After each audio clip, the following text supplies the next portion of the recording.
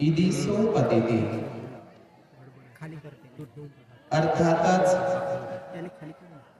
धन्य ती माता जिला सिद्धार्थ गौतम बुद्धासारखा पुत्र जन्मास आला।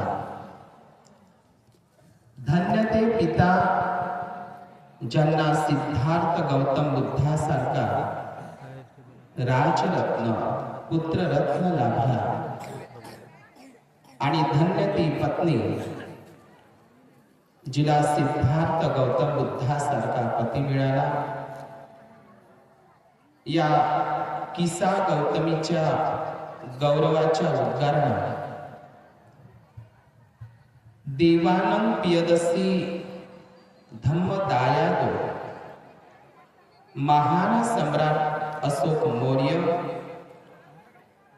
ज्यांनी भगवान बुद्धांच्या 82,000 हे तथागत बुद्धांचे आणि 2,000 हे इतर अर्हत भिक्खूंचे,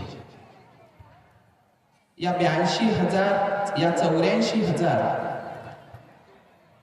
धम्माचं हे जे सूक्त आहे या प्रतिकात्मक रूपात 84,000 महास्तूप, 84,000 महाविहारे, 84,000 धम्मस्तंभ, 84,000 धम्मशिलालेख, ज्या ज्या ठिकाणी महाविहारे महास्तूप निर्माण केली त्या त्या ठिकाणी 84,000 बोधी वृक्षांची एकाच वेळी लागवड करणारे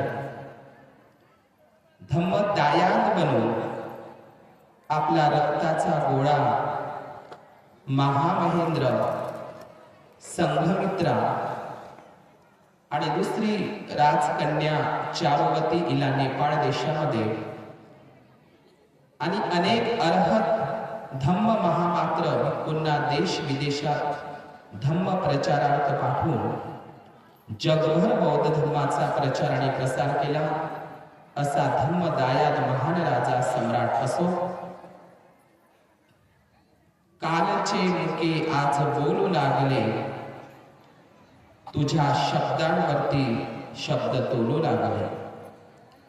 कविवर्य सुरेश भटांच्या ह्या ओळी रक्ताचा एकही थेंब न सांडू देता अशी रक्तविहीन धम्मक्रांती, ज्या धम्मक्रांतीला जगात तोड नाही, ज्या धम्मक्रांतीमुळे आमचं अख्खं जग बदलून गेलं, आमच्या जगण्याला आमच्या मरण्याला एक अर्थ प्राप्त झाला, असे अर्थपूर्ण जगणं आणि असं अर्थपूर्ण मरण ज्या महामानवामुळे बोधिसत्वामुळे प्राप्त झालं ते Bodhisattva the greatest Indian, the father of nation, या भारताचे संवैधानिक राष्ट्रपिता डॉक्टर बाबासाहेब आंबेडकर, या बोधिसत्वाची जडणघडण करणारी बोधिसत्वाची सावली समर्पिता त्यागमूर्ती माता रमाई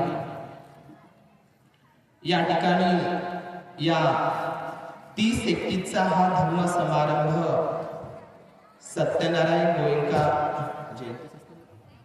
यांच्या जन्मोत्सव सोबतच मुकनायक नावाचं हे वर्तमानपत्र पाक्षिक त्यालाही अनुलक्षून या धम्ममंचावर उपस्थित आदरणीय पूजनीय भदंत ज्ञानज्योतीजी महाथिरो भंतेजींच्या शीलगुणांना त्यागांना वंदन करून आदरणीय पूजनीय भदंत शिलानंदजी महास्तवीर या कार्यक्रमाचं आयोजन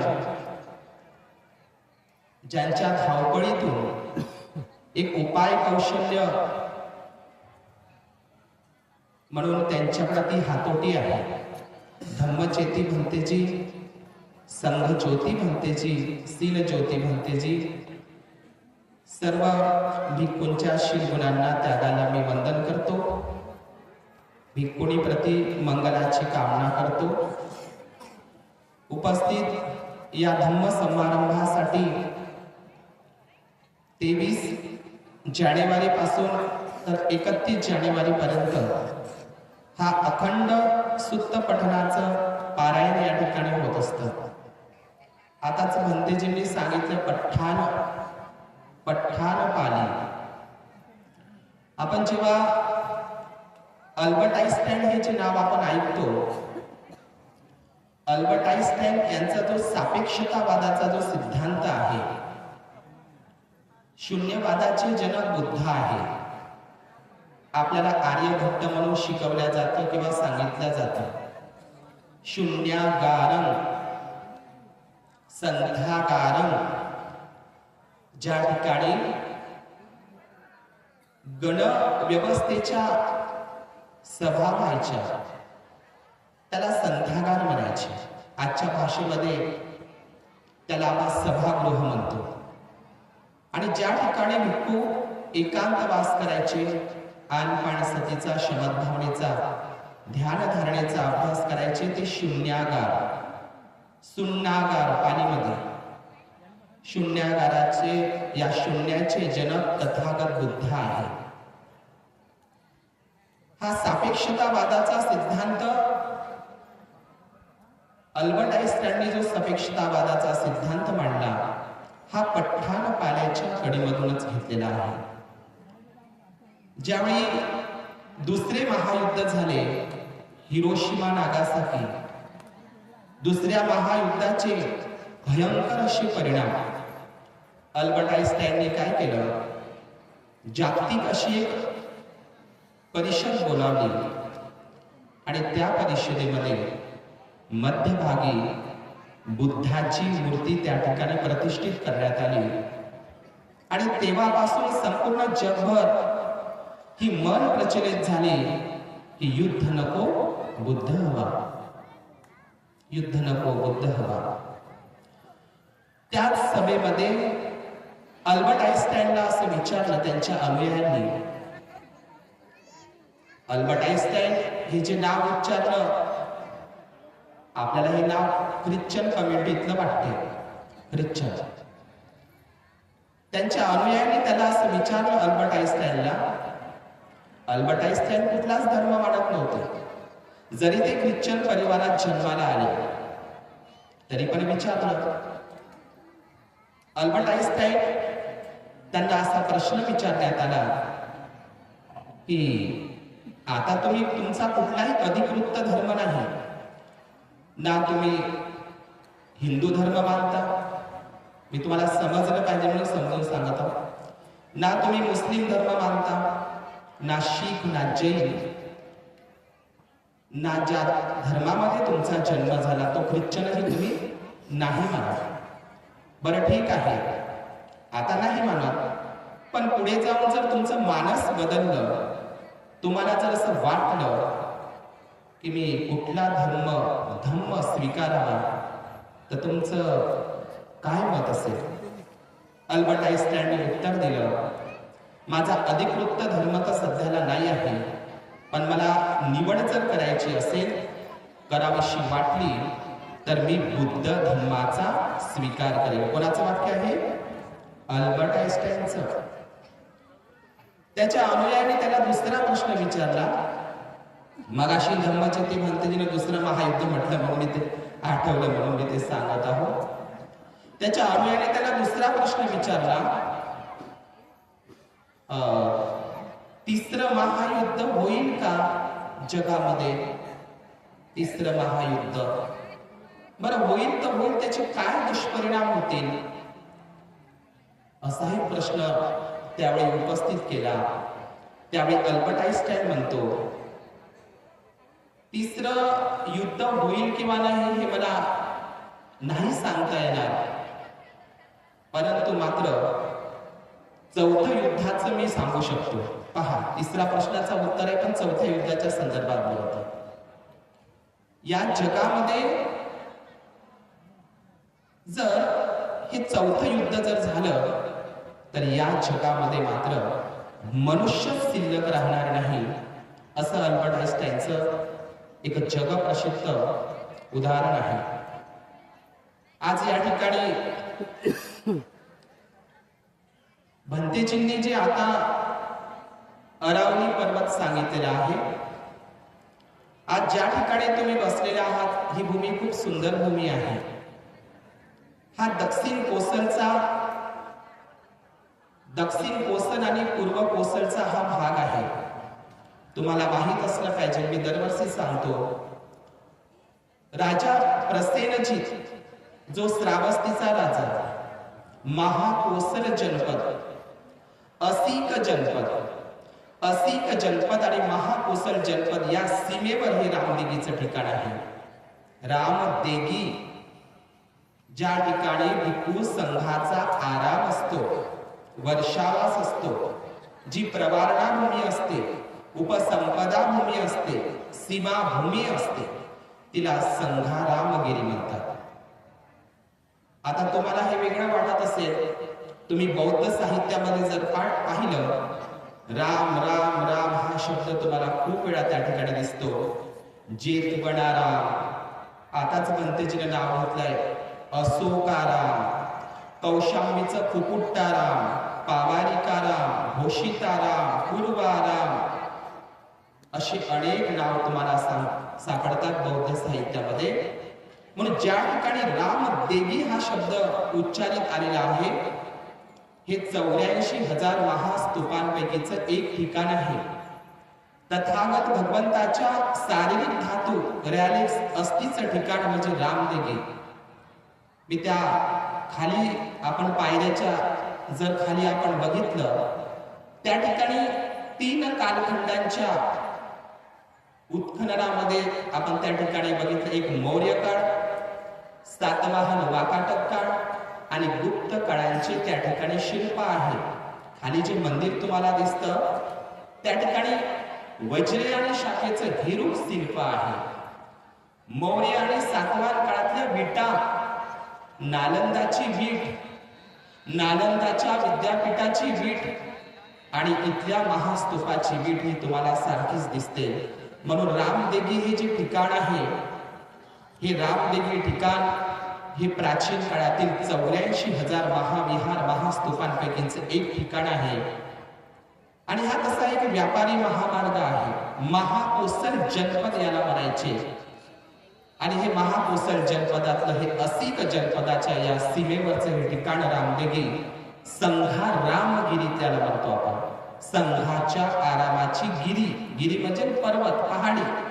जसं राजगिरीला राजगिरी म्हणतो आपण, जसं साचीचं जुनं नाव चेतीयगिरी आहे, चेतीयगिरी, आता नाव ते साची आहे. अशा प्रकारे ही संघारामगिरी हा एक व्यापारी मार्ग. विद्या चरण संपन्नो. इथे बाजूला तुम्ही भद्रावतीला जर गेले, भद्रावती, भद्दवती, पाली शब्द भद्दवती आहे. राजा प्रसेनजिताच्या हत्तीनेचे नाव भद्दवती. आपण सामावतीची कहाणी जर ऐकली, सुत्त निपातामध्ये मागंदीय सुत्त आहे, तुम्ही वाचा, त्याच्यामध्ये भद्दवती हा शब्द दिसतो. भद्दवती हे एक नगर होतं प्राचीन काळातलं. आणि ही भद्दवती नगरी तशी कर्नाटकमध्ये आहे आणि आपल्या विदर्भातही आहे. ही भद्दवती, भद्रा, भिक्खुणींना विशेषण लागायचं थेरिगातीमध्ये, भद्दा कपिलानी, भद्दा कात्यायनी. भद्रा म्हणजे सुंदर, शरीरानेही आणि शील गुणानेही सुंदर अशा भिक्खुणींचं ते विशेषण आपण यशोधरेला लावत असतो. या भद्रावतीमध्ये विद्यासन गुफा आहे, वाकाटक काळातल्या. भद्रावतीला गेल्याच्या नंतर एक नागाचं सुंदर मंदिर आहे, लय प्रसिद्ध आहे नागपंचमीला. पण वास्तविक पाहता त्या नागाच्या मंदिराचं नाव आहे भद्रनाग. भद्रनाग. भद्रावतीचा जो धम्म राजा होता तो होता भद्रनाग. भद्रनाग राजाची ती नगरी म्हणजे ही भद्रावती नगरी पालीमध्ये. जे प्राचीन व्यापारी महामार्ग म्हणून दुसरं ठिकाण आहे केळझर. त्याचं प्राचीन नाव आहे धम्मचक्र नगर. त्या ठिकाणी धम्मनाग नावाचा दुसरा राजा राहायचा. असा हा एक व्यापारी महामार्ग. माणिकगड, माना नागवंशी लोकांचं ठिकाण आहे माणिकगड.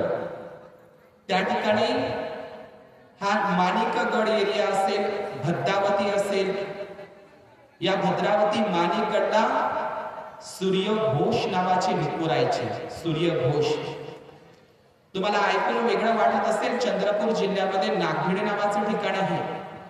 15 ऑक्टोबर 1956 ला डॉक्टर बाबासाहेब आंबेडकरांनी दुसऱ्या दिवशी धम्मदीक्षेच्या दुसऱ्या दिवशी विस्तृत असं प्रवचन केलं. बाबासाहेब काय बोलले भाषणात? हा नागपूर ठिकाण निवडण्याचं ठिकाण यासाठी की अगस्ती मुनी नावाचा एक ऋषी, त्यांनी एक नाग मनुष्य वाचवला आणि ही नाग लोकांची भूमी म्हणजे नागपूर. बाबासाहेबांचे वाक्य आहे. नागपूर आणि नागपूरच्या आजूबाजूचा परिसर हा नाग लोकांची दाट लोकसंख्येचं ठिकाण, म्हणून हे ठिकाण बाबासाहेबांनी निवडलं. म्हणून या चंद्रपूरला नागभीड ठिकाण आहे. नागपूर आणि नागभीड, भीड जर म्हटलं तर तुम्हाला सांगायची गरज नाही, नाग लोकांची भीड. नागभीडचं इतकं सुंदर महत्व आहे. त्या नागभीड पासून देवटेक नावाचं एक 4 किलोमीटर ठिकाण आहे. देवटेक जसं नागपूर पासून रामटेक, तेही भिक्खू संघाचंच ठिकाण आहे. या देवटेकला सम्राट अशोकांचा शिलालेख आहे. शिलालेख त्यांच्या धम्म महामात्रांनी देवटेकला ज्या धम्म महामात्रांना पाठवलं तिथे शिलालेख आहे.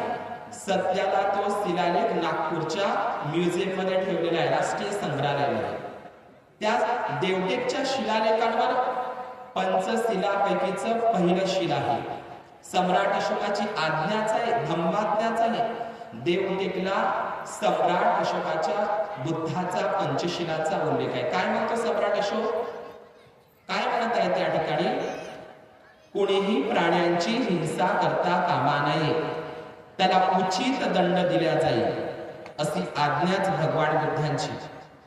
म्हणून भंतेजी आता बोलले, जगामधील पहिलं संविधान जर कोणी तयार केलं असेल, तुम्हाला माहित असलं पाहिजे, यापूर्वीही संविधान नष्ट केलं. धम्मचेती भंतेजीने विषय टाकला त्याच्यामध्ये कार्यक्रमाच्या पत्रिकेमध्ये की बौद्ध धम्माचा ऱ्हास कसा झाला. बौद्ध धम्माचा ऱ्हास नाही झाला, बौद्ध धम्माचा ऱ्हास केल्या गेला. या जमिनी खालीही बुद्ध आहे आणि जमिनीच्या वरतही बुद्ध आहे. म्हणून भारतामध्येच ती मन प्रचलित आहे, कन कन में भगवान है. पण कौनसा भगवान? इति पिसो भगवा भगवा. आणि म्हणून हे जे ठिकाण, नागभीड ठिकाण, भद्रावती ठिकाण, अलीकडेच चंद्रपूरच्या साईडला चंदनखेडा नावाचं ठिकाण आहे. भंतेजींना मी रिक्वेस्ट करेन की आपण त्या ठिकाणी जावं. चंदनखेडा, त्या ठिकाणी आता महास्तूप त्या ठिकाणी अलीकडेच लागलेला आहे काही वर्षापूर्वी, सातवाहन मौर्य काळातला. म्हणून हा एक व्यापारी मार्ग आहे. आणि सर्वात सुंदर आणि भव्य दिव्य जर ठिकाण असेल धम्म केंद्र, ते म्हणजे पवनी. पवनीला तर एकूण 5 महास्तूप आहे. नागस्स पंचनिकायस्स भिक्खुस्स असं पाली प्राकृत मध्ये लिहिलेलं आहे. धम्मलिपीमध्ये बघा काय लिहिलेलं आहे, नागस्स पंचनिकायस्स भिक्खुस्स. पंचनिकायांमध्ये पारंगत असलेले भिक्खू या पवनीला राहायचे. विश्वमित्रा, यक्षमित्रा, ऋषभमित्रा भिक्खू आणि भिक्खुनींचे शिलालेख त्या पवनीला सापडलेले आहेत. पवनी स्वतः महान सम्राट अशोक पवनीला येऊन गेले. जेवढे काही 84,000 महास्तूप महाविहार बांधली, त्याचं उद्घाटन सम्राट अशोकांनी आपले गुरु अर्हत मोक्कलिपुत्ततीस, आपली मुलगी राजनंदनी संघमित्रा महामहेंद्र अर्हत भिक्खू महादेव यांना सोबत घेऊन सम्राट अशोक पवनीला आले. पवनीला आणि पवनीचं वैभव साचीच्या महास्तूपासारखं वैभव.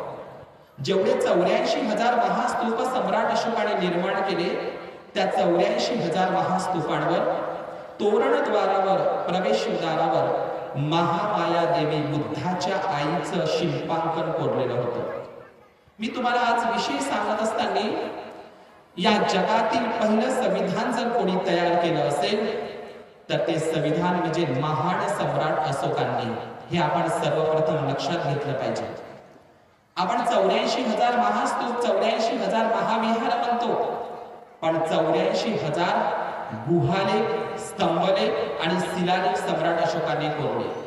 मी जेव्हा शिलालेखांचा अभ्यास केला धम्मलिपीमध्ये, त्यावेळी मला भगवान बुद्धांचं पंचशील, राजानं प्रजेसोबत कसा व्यवहार करायचा, राजा प्रसेनजिताला सांगत आहे बुद्ध, हे राजा असल्याचा आणू नको, तू तुझ्या प्रजेला पुत्रा समान लेख, प्रजेच्या अन्न, वस्त्र, निवारा, आरोग्य आणि शिक्षण याची काळजी घे. हे प्रसेनजित राजा, तू तुझ्या प्रत्येक शरीराचा अवयव ताब्यात ठेव. ही सुत्त भगवान बुद्धांनी जो राजे महाराजांना जो उपदेश केला होता, राज्यकारभार कसा करायचा. आताच भंतेजींनी सांगितले अत्यंत महत्वाचं सुत्त आहे कूटदंत सुत्त. कूटदंत सुत्त त्याच्यामध्ये अन्न, वस्त्र, निवारा, आरोग्य, शिक्षण. आता जे आपण किसान योजना म्हणतो, हे किसान योजना बुद्धाने सुरू केलेली आहे. वेतन योजना, हे सर्व तुम्हाला वेतन भत्ता, ह्या सगळ्या गोष्टी तुम्हाला कूटदंत सुत्तामध्ये 7 अपरिहार्य धम्म जो वैशालीला भगवंताने दिला होता, ते तुम्हाला त्याच्यामध्ये हे सगळं संविधानामध्ये आहे. मी तुम्हाला विचारलं तथागत बुद्धांच्या धम्माचा प्राण काय आहे. प्राण प्राण प्राण तथागत बुद्धांच्या धम्माचा प्राण आहे पंचशील. बुद्धाचं पंचशील हा बुद्ध धम्माचा प्राण आहे. हे पंचशील कलमाच्या रूपामध्ये डॉक्टर बाबासाहेब आंबेडकरांनी संविधानामध्ये आहे. ते पाणातिपाता, अदिन्नदाना, कामे सुमिच्चाचारा, मुसावादा, सुरा मेरय, मी ते नाही सांगणार. हे बुद्ध धर्माचा प्राण, हे पंचशील जसच्या तसं संविधानामध्ये आहे. आणि हेच पंचशील महान सम्राट अशोकांनी 84,000 स्तंभांवर, शिलालेखांवर, गुहांवर कोरलेलं होतं. पाली प्राकृत मध्ये, अरेमाइक मध्ये, खरोष्टीमध्ये, भाब्रूमध्ये अशा अनेक 5 भाषांमध्ये या जगातलं पहिलं संविधान पाली भाषेतलं. पाली प्राकृत नैसर्गिक नॅचरल भाषा, उपजत, हे जगातलं पहिलं संविधान पाली भाषेतलं, पाली प्राकृत भाषेतलं. या पाली भाषेलाच राजभाषा, राष्ट्रभाषा, अख्ख्या जम्बूद्वीपाची भाषा म्हणून सम्राट अशोकांनी अधोरेखित केलं होतं. जगातलं पहिलं संविधान पाली प्राकृत मध्ये होतं. जेव्हा डॉक्टर बाबासाहेब आंबेडकरांनी संविधान तयार केलं, त्यामध्ये पाली भाषेची तरतूद केलेली आहे. मला जोर देऊन यासाठी सांगायचं आहे की यापूर्वीही संविधान नष्ट केल्या गेलं. दगडांवरचं संविधान नष्ट केलं गेलं. 84,000 सम्राट अशोकांचे शिलालेख, गुहालेख, स्तंभलेख म्हणजे संविधान, दुसरं तिसरं काही नाही. ते स्तंभही नष्ट केले गेले. यापूर्वीही सम्राट अशोकाचं संविधान नष्ट केलं गेलं. आज कमीत कमी 52 ते 53 फक्त सम्राट अशोकाचे शिलालेख सापडतात. 84,000 त्याचा पत्ता नाही. नष्ट केल्या गेले, नष्ट केल्या गेले. आणि म्हणून यापूर्वी जे संविधान कूटदंत सुत्त, महासुदर्शन सुत्त, महागोविंद सुत्त, चक्रवर्ती सिंहनाद सुत्त, महाकपिल सुत्त, हे सगळे सुत्त किंवा नगरोपम सुत्त. मी जेव्हा नगरोपम सुत्त वाचलं, इतकं सुंदर नगरोपम सुत्त आहे.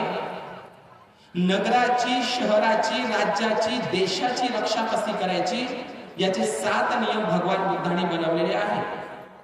आपल्याला गड किल्ले म्हटलं, छत्रपती शिवाजी आणि संभाजी महाराजांचं नाव समोर येतं. किल्ले, गड किल्ले म्हटलं की आपल्याला छत्रपती संभाजी शिवाजी महाराजांचं नाव समोर येतं. पण किल्ल्याची निर्मिती करणारे तथागत बुद्ध आहे. किल्ले बुद्धाच्या काळापासून होते. हे जर तुम्हाला बघायचं असेल तर तुम्ही नगरोपम सुत्त जे अंगुत्तर निकायामध्ये आहे ते बघा. नगराचं, शहराचं, राज्याचं, प्रांताचं, राज्याने कसं रक्षण करायचं त्याच्यापैकीचा 7वा जो नियम आहे त्याच्यामध्ये किल्ला निर्मिती बुद्धाने सांगितलेली आहे. किल्ला निर्मिती, आयुध भंडार, त्याची रसद, ह्या सगळ्या गोष्टी नगरोपम सुत्तामध्ये आहे. हे सगळे सुत्त राजाने प्रजेसोबत कसा व्यवहार करायचा हे तथागत बुद्धाने सांगितले. राजा भवतु धम्मिको, राजा जर धम्मवान असेल तर प्रजा सुद्धा धम्मवान होऊ शकते. यथा राजा तथा प्रजा. मी अरावली पर्वत सांगत असताना हा अरावली पर्वत या भारतामध्ये अलेक्झांडर कनिंघम हा व्यक्ती जर भारतामध्ये आला नसताना आणि जेम्स प्रिन्सेप हा व्यक्ती जर भारतामध्ये आला नसताना तर आपल्याला बुद्ध आणि अशोक दिसलाच नसता. अलेक्झांडर कनिंघमची तर आपण जयंती साजरी करायला पाहिजे. अलेक्झांडर कनिंघम असेल, जेम्स प्रिन्सेप असेल, फोरर असेल, बेगलर असेल, जेम्स फर्ग्युसन असेल, जेम्स बर्जेस असेल, चार्ल्स एलन असेल, वॉल्टर स्पिंक असेल, जॉन विल्सन असेल किंवा जॉन स्मिथ असेल, रॉबर्ट गिल असेल, अशा अनेक लोकांची नावं सांगता येईल मला वेळेच्या अभावी. परंतु लक्षात घ्या, अरावली पर्वतचा जो वाद चालू आहे, या पहाडीचा तोच वाद चालू आहे. अरावली पर्वत, जेम्स टॉड नावाचा एक इतिहासकार, हा इंग्लंडचा इतिहासकार जेम्स टॉडने राजस्थानचा इतिहास लिहिलेला आहे.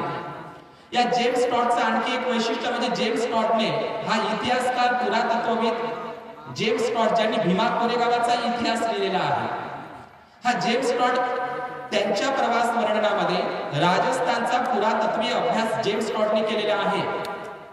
हा जेम्स टॉड काय म्हणतो त्याच्या प्रवास वर्णनामध्ये, त्याच्या इतिहासामध्ये, की अरावली पर्वत जे ठिकाणी आम्ही स्वतः त्या ठिकाणी गेलेलो आहोत, बाबासाहेबाला दिल्ली अलीपूर रोडला जो बंगला मिळाला, तो बंगला सिरोही एक जिल्हा आहे राजस्थानमध्ये, राजस्थान सम्राट अशोकांचा शिलालेख आहे तिथे. अनेक लोक टीका करतात, सम्राट अशोकांनी धम्मदीक्षा कुठे घेतली, काय पुरावा, काय त्याचा सबूत, कोण म्हणतं सम्राट अशोकांनी धम्मदीक्षा घेतली, काय आहे का पुरातत्वीय साक्ष?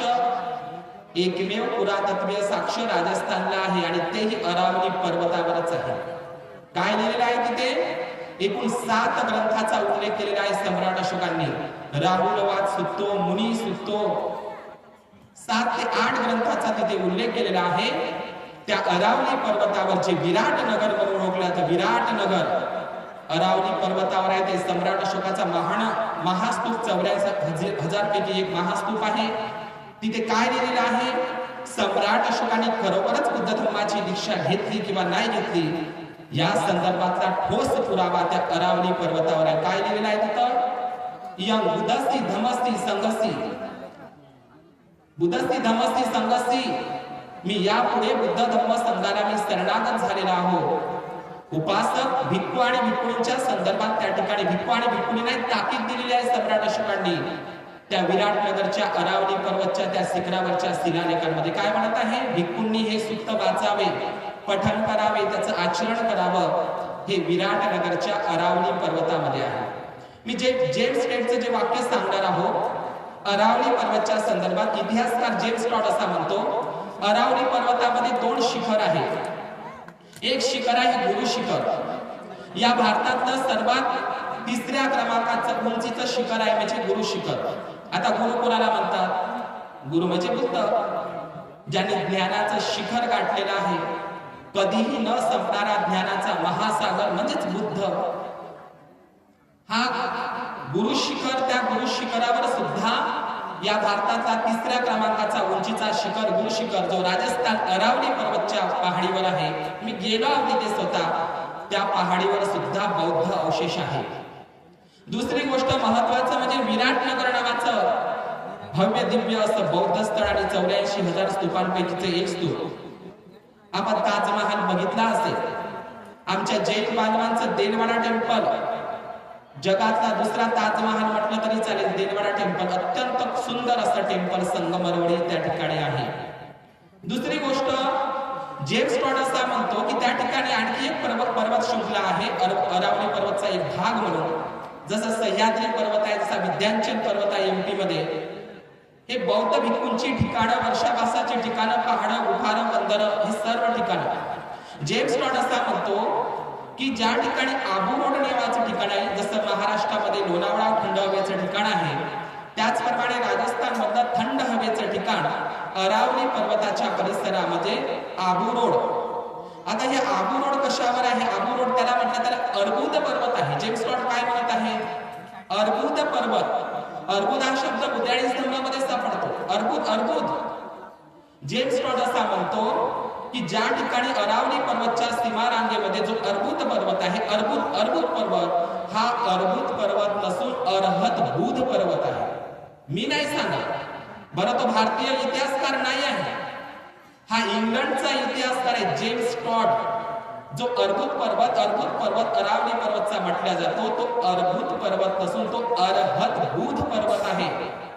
अनेक बकवास लोक संभाजी महाराजांनी बुद्धभूषण ग्रंथ कुठे लिहिला, त्यांनी तर बुद्धभूषण लिहिला. मलाही असा प्रश्न विचारला, सांगा बरं म्हणे म्हणतेजी तुम्ही म्हणता म्हणे दावा करता, बुद्धभूषण ग्रंथ कुठे लिहिला छत्रपती संभाजी महाराजांनी, त्यांनी तर बुद्धभूषण लिहिला. बुद्धभूषण वास्तविक धम्मलिपीतला पाली शब्द बुधच आहे. तुम्ही लुंबिनीचा शिलालेख वाचा, सम्राट अशोकाचा स्तंभ लुंबिनीला गेले, तिथे काय लिहिलेलं आहे? इथं साका मुनी बुधे जाते, साका मुनी बुधे जाते. बुध शब्दच मुळातला धम्मलिपी पालीतला आहे. राजानं प्रजेसोबत कसा व्यवहार करायचा, राजनीती कशी करायची, या कूटदंत सूक्तांच्या आधारावरच छत्रपती संभाजी महाराजांनी बुधभूषण हा ग्रंथ लिहिलेला आहे. बुधभूषण डॉक्टर बाबासाहेब आंबेडकरांनी जे मूकनायक पाक्षिक काढलं, त्याची प्रिंटिंग प्रेसचं नाव भारतभूषण ठेवलं. पहिल्यांदा प्रिंटिंग प्रेसचं नाव भारतभूषण. बाबासाहेबांना काय वाटलं माहित नाही, भारतभूषण नाव प्रिंटिंग प्रेसचं बदलवलं आणि बाबासाहेबांनी छत्रपती संभाजी महाराजांच्या या ग्रंथाचं नाव या प्रिंटिंग प्रेसला बुधभूषण हे नाव दिलं प्रिंटिंग प्रेसला. म्हणून हे बुधभूषण संस्कृत भाषेमध्ये जो 14व्या वर्षी छत्रपती संभाजी महाराजांनी तो ग्रंथ लिहिला, आपल्याला माहित आहे संस्कृत डॉक्टर बाबासाहेब आंबेडकरांना सुद्धा नाकारण्यात आली होती. संस्कृत भाषेमध्ये कसा काय हा ग्रंथ लिहितो, जी भाषा आमची मक्तेदारी आहे, आमची देववाणी आहे, तिला ऐकता येत नव्हतं. ऐकलं जर त्याची जीभ कापल्या जात होती, जर कानानं श्रवण केलं तर कानात गरम शिशात तेल ओतल्या जात होतं किंवा जिवंत डोळे काढल्या जात होते. हा मनुस्मृतीचा नियम. मनुस्मृतीच्या कायद्याप्रमाणेच संभाजी महाराजांची हत्या झाली. त्याचे जिवंतपणे डोळे काढण्यात आले, त्याचं नाक कापण्यात आलं. एवढंच नाही, सांगायला वेगळं वाटेल, त्याचं लिंग सुद्धा कापण्यात आलं. मनुस्मृतीच्या कायद्याप्रमाणे हाल करून छळ करून संभाजी महाराजांची हत्या केली. गुढीपाडव्याच्या दिवशी ते गुढीला उभारलेल्या छत्रपती संभाजी महाराजांचं ते सीर होतं. आपण म्हणतो स्वतः जिजाईला 5 भाषा अवगत होत्या. शिवाजी महाराजांचा लेख मी आता 19 तारीख आणि 8 एप्रिल असा विवाद आहे शिवाजी महाराजांच्या जयंतीचा, तिथीप्रमाणे आणि तारखेप्रमाणे मी सब्जेक्ट तयार केलेला आहे की छत्रपती शिवाजी महाराजांचा जन्म बुद्धलेणीमध्ये झाला. त्याचे ठोस पुरावे आहेत. या भारतामध्ये आणि महाराष्ट्रामध्ये सर्वात जास्त बौद्ध गुफा जर कुठे असेल, शिवनेरीला. पुणा आधी का शिवनेरी आधी? शिवनेरीचं नाव अलीकडचं आहे, त्याचं प्राचीन नाव आहे जुननगर व्यापारी मार्ग. या भारतामध्ये, या महाराष्ट्रामध्ये सर्वात जास्त बौद्ध गुफा, केव्स, बौद्ध लेणी जर कुठे असेल, शिवनेरीला आहे. 750 बौद्ध गुफा आहे आणि त्या 750 बौद्ध गुफांपैकी 36 नंबरची बौद्ध गुफा आहे. तिथे 8 भिक्खू संघ राहायचे. आज त्या ठिकाणी शिवशाही गेल्याच्या नंतर जशी आमची कारल्याची बुद्ध लेणी, जिथे एकवीरा देवी बसवली, एकवीरा आमचीच आहे. एकवीरा आई तू डोंगरावरी, नजर आहे तुझी कोलियावरी. शिवली म्हणते अग्गलाभी शिवली म्हणतो आपण. हे शिवली म्हणतेजींची आई सुप्पवासा देवी ही कोलिय वंशाची, महामाया देवी कोलिय वंशाची. एकवीरा आई तू डोंगरावरी, नजर आहे तुझी कोलियावरी. आम्ही साचीच्या स्तूपावर, भरूचच्या स्तूपावर गेलो तर महामायेचं चित्र दिसतं, शिल्प, कमळामध्ये बसलेली किंवा कमळामध्ये उभी असलेली महामाया. आता साचीला आणि भरूचला ते दिसतं शिल्प. पण एवढंच नाही, सम्राट अशोकाने 84,000 महास्तूपांवर, महाविहारवर महामाया देवीचं सुद्धा शिल्प कोरलं होतं, नष्ट केलं. तिलाच महालक्ष्मी म्हणून प्रेझेंट करण्यात आलं. लक्षात घ्यायचं. ही एकविरा कोण आहे? बुद्धाच्या आईचंच नाव आहे भवानी. स्वतः डॉक्टर बाबासाहेब आंबेडकर आपल्या पत्रामध्ये उल्लेख करतात, लेटर पॅडवर, जय भवानी. भव भव प्रातिथ्य समुत्पादातला पहिला शब्द आहे हा. प्रतिथ्य समुत्पादा भव. भव म्हणजे काय? दुःख. दुःख चक्र, भव चक्र. या भव सागरातून, या भव चक्रातून, या दुःख चक्रातून पार करणाऱ्या अशा व्यक्तीला, महान अर्हत व्यक्तीला जन्म देणारी ती भवानी म्हणजेच महामाया. तलेजू भवानी म्हणून तिथे नेपाळमध्ये पूजले जातात. ती वज्रयानी, वज्रयानी आणि महायानी बुद्धाच्या आईचेच नाव आहे, जय भवानी. कारण बुद्धाच्या काळापासून मातृसत्ताक पद्धती होती. सातवाहन काळामध्ये मातृसत्ताक पद्धती होती आणि हीच मातृसत्ताक पद्धती छत्रपती शिवाजी आणि संभाजी महाराजांनी चालवली आहे, हे आपण लक्षात घेतलं पाहिजे. मी जेम्स टॉडचं सांगत असताना जेम्स टॉड त्या अर्बुद पर्वताला अर्हत बुध पर्वत म्हणतात. आता सोमनाथचं उदाहरण घेतलं आहे भंतजींनी, तेही तुम्हाला माहित असलं पाहिजे आजच्या अनुप्रसंगाने. मला सांगा बरं, भगवान बुद्धांच्या महापरिनिर्वाणानंतर भगवंताच्या शारीरिक धातूवर किती महास्तूप निर्माण करण्यात आले होते? कोण सांगेल? किती? 8. आणि नंतर 8 स्तूपांपैकीचा रामचा कोलियांचा एक महास्तूप सम्राट अशोकांना मनाई केली, कोलिय लोकांना. त्या 8 स्तूपांपैकीचे जे 7 महास्तूप होते त्याच्यातल्या काही शारीरिक धातू शिल्लक ठेवून 84,000 महास्तूप बनवले. कोणी? महान सम्राट अशोकाने. ती पलीकडली प्रक्रिया आहे. पण जे 8 महास्तूपांपैकीचा एक महास्तूप होता, तुम्ही महापरिनिर्वाण सूक्तामध्ये तुम्ही ऐका काय लिहिलेलं आहे. अल्लतप्पचे गुली, वैशालीचे लिच्छवी, ते कुशिनाराचे पावाचे ते मल्ल, ते कपिल वस्तूचे शाक्य, रामग्राम देवदहचे कोलिय, पिप्पलीवनचे मौर्य असाव आणि राजगृहाचे ते अजातशत्रू. तर या लोकांना ते शारीरिक धातूचं वितरण करण्यात आलं. आता ते वितरण 8 महास्तूप बांधण्यात आले. त्याच्यामध्ये एक नाव मात्र तुम्ही विसरता आहे, बुद्धांच्या धर्मामध्ये आहे, ते म्हणजे वेठ द्वीपचे ब्राह्मण. हे बुद्धांच्या धर्मामध्ये आहे, वेठ द्वीपचे ब्राह्मण. ब्राह्मण हा शब्द संस्कृत आहे, पाली शब्द आहे बमन. बमन म्हणजे विद्वान. हा जातीवाचक शब्द नाही. बमन शब्द खूप सुंदर आहे. समन आणि बमन. बमन म्हणजे विद्वान, समन, बमन वग्गो हे आहे आपल्याला सापडतं. मी ते सांगणार नाही. त्याच्यामध्ये वेठ द्वीपचे बमन असा शब्द आलेला आहे. पाण्यामध्ये बमनच आहे. वेठ द्वीप. आता वेठ द्वीप म्हणजे काय? वेठ वेठ वेठ वेठ म्हणजे बेट आणि द्वीप. आता हे वेठ द्वीप म्हणजे आजचं सोमनाथ, द्वारिका. लक्षात घ्या. आता जे मंदिराने उल्लेख केलेला आहे की सोमनाथला भगवान बुद्धांच्या 84,000 महास्तूपांपैकीच्या शारीरिक धातू होत्या. त्याचं जुनं नाव त्रिपिटकामध्ये, बौद्ध साहित्यामध्ये वेठ द्वीप आहे. वेठ द्वीप, द्वीप, तिला द्वारिका म्हणतात. मला सांगितलं गेलं की द्वारिका समुद्राखाली गेली. द्वारिका समुद्राखाली नाही गेली, ती भगवान बुद्धांचा 84,000 महास्तूपापैकीच ते वेठ द्वीप होतं, ते समुद्रामध्ये गेलं. पण आम्हाला द्वारिका समुद्रामध्ये गेली म्हणून सांगितलं गेलं. लक्षात घ्या, हा गोड बंगाल आहे. हे वेठ द्वीप भगवान बुद्धांच्या शारीरिक धातूचं दुसरं तिसरं काही नसून आजचं सोमनाथ, द्वारिका म्हणतात तिला. सोमनाथ. संतेन सोम विधिना जितवा मुनिंदो. ज्यांनी सौम्य बळानं जिंकून घेतलं. सोमनाथ, जगन्नाथ, विश्वनाथ, लोकनाथेन पूजिता अत्तहि अत्तनो नाथो कोही नाथो परोसिया. नाथ हा शब्दच पाली आहे. लोकनाथ, विश्वनाथ, जगन्नाथ. तिकडे नेपाळमध्ये गेले तर तुम्हाला नाथ शब्द दिसते. नाथ शब्द. बुद्धनाथ नेपाळमध्ये महास्तूप आहे. स्वयंभूनाथ, पशुपतीनाथ, हे सगळी बुद्धाची विहार आहे. नाथ हा शब्द बुद्धालाच प्रयोजन आहे. हे नाथपंथी, हे वारकरीपंथी, हे महानुभावपंथी, हे आदिनाथपंथी, हे सगळे लोक प्राचीन काळाचे बुद्धिस्ट होते आणि त्यांचा पराभव झालेला आहे. क्रांती आणि प्रतिक्रांतीचा हा इतिहास आहे. लक्षात घ्या. म्हणून यापूर्वी संविधान नष्ट झालं, नष्ट केल्या गेलं.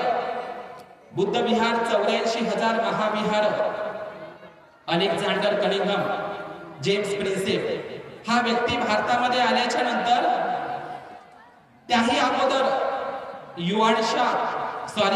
हाय्यान आम्हाला शिकवल्या गेलं अभ्यासक्रमामध्ये चिनी प्रवासी. त्याला चिनी प्रवासी म्हणू नका, नका म्हणू. आम्ही मोबाईल मध्ये पाहतो आलोका कुत्र्याचं दिसत आहे. पाहता तुम्ही आलोका?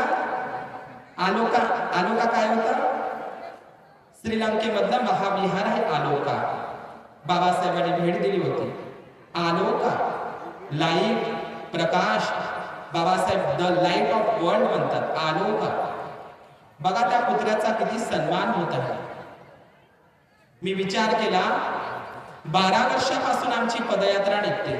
12 वर्षापासून चंद्रपूर पासून तर भीमा कोरेगाव, मुंबई पासून तर नागपूर आणि सतत भीमा कोरेगाव ते पंढरपूर.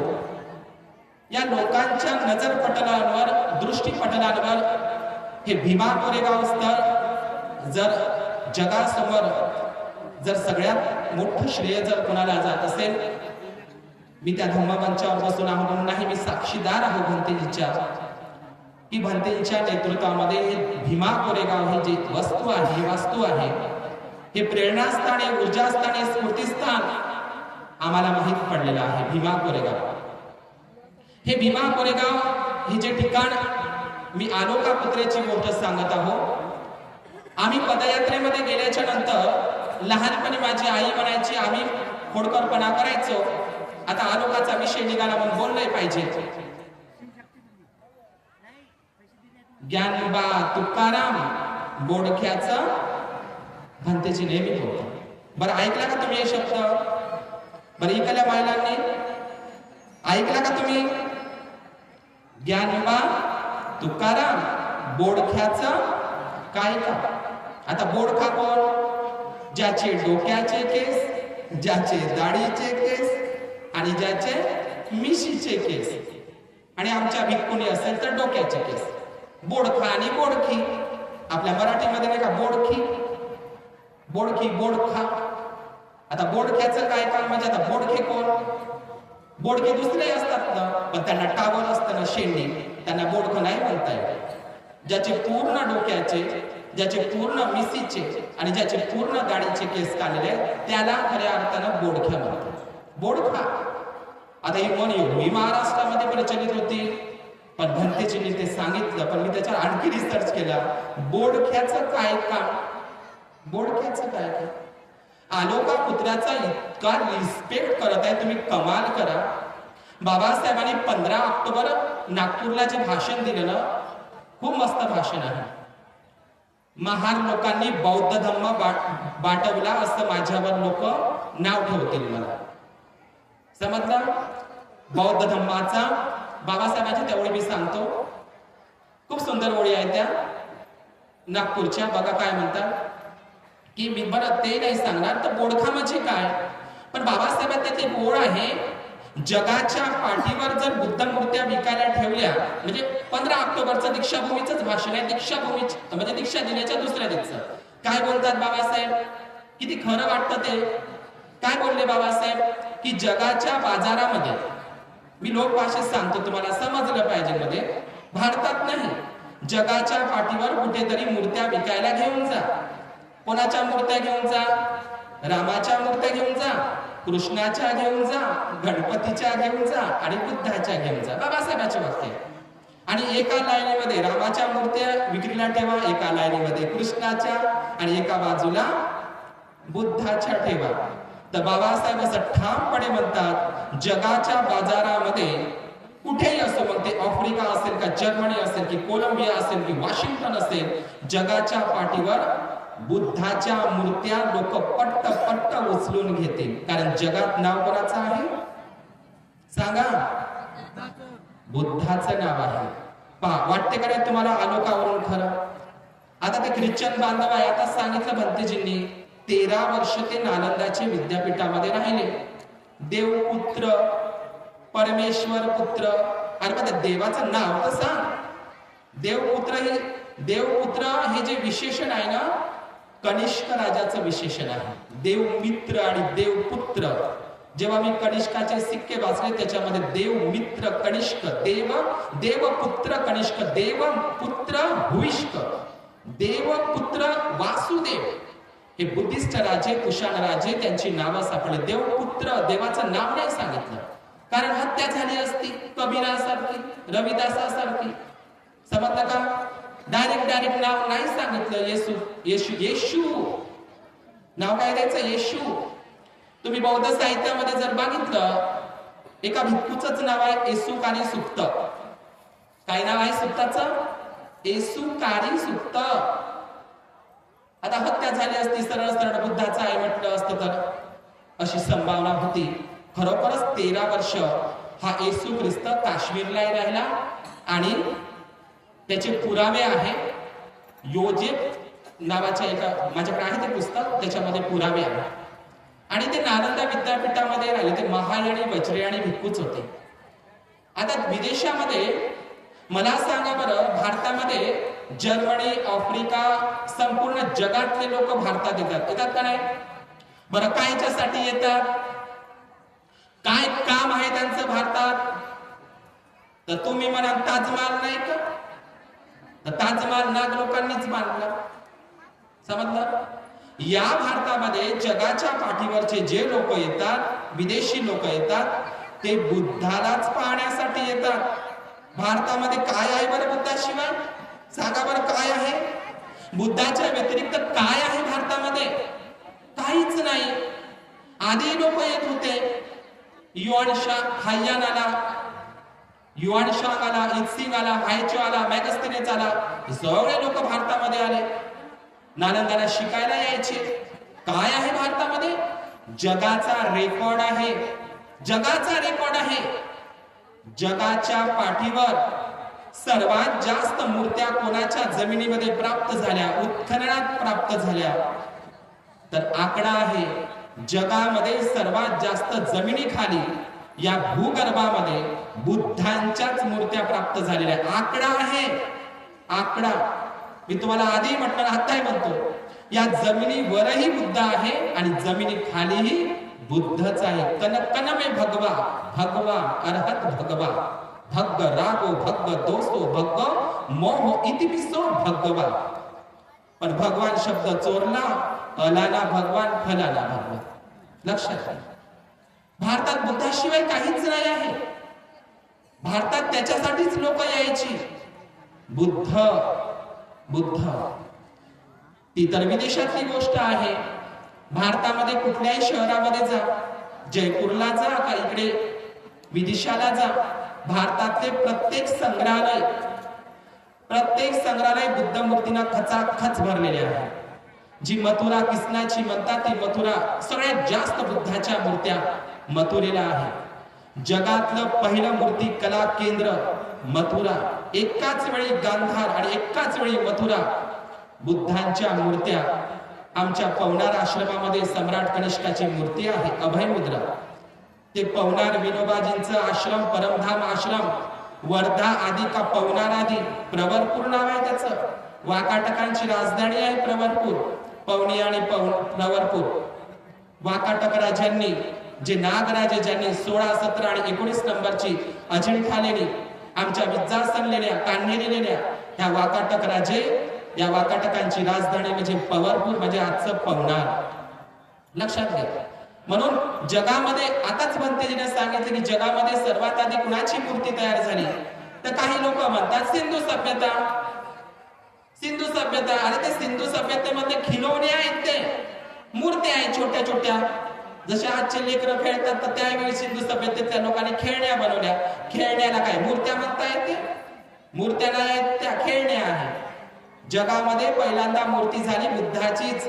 नरसिंह गाथा, लखन सुत्त याचा आधार घेऊन आवश्यकता वाटली. सम्राट कनिष्काने स्वतःच्या मनाने नाही केलं ते. चौथी धम्म संगीती भरवली कुंडलवनला, काश्मीरला. वसुमित्र, अश्वघोष बनते यांच्या नेतृत्वात धम्म परिषद भरली, धम्म संगीती झाली आणि काश्मीरला असा निर्णय पारित झाला की बुद्धाचं रूप असलं पाहिजे. काही लोक अज्ञानच म्हणावं, काही लोक म्हणते बुद्धाची मूर्ती पूजा कुठं सांगितली? बुद्ध तर मूर्ती पूजेचा विरोध करत होते. आता हा प्रश्न वेगळाच आहे. बुद्धानं मूर्ती पूजा नाही सांगितली आणि बुद्धाच्या वेळी मूर्त्याच नव्हत्या.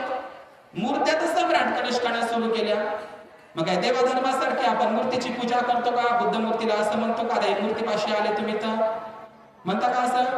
हे बुद्धा, आता मी तुला हात जोडतो बापा, अगरबत्त्या घे बापा, मेणबत्त्या घे बापा, माझं लक्ष ठेवतो बाप्पा, असं आहे का ते? लक्षात घ्या.